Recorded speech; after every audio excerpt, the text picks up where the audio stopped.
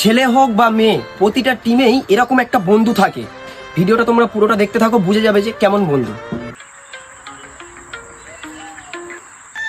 Hello হ্যাঁ ভাই বল।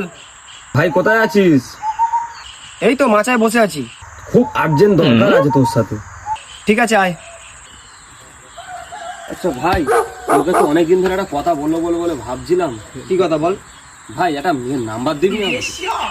আমাকে দেখে কি মনে হয় মেয়ে নিয়ে ব্যবসা করি না মেয়ে ধরা আমি?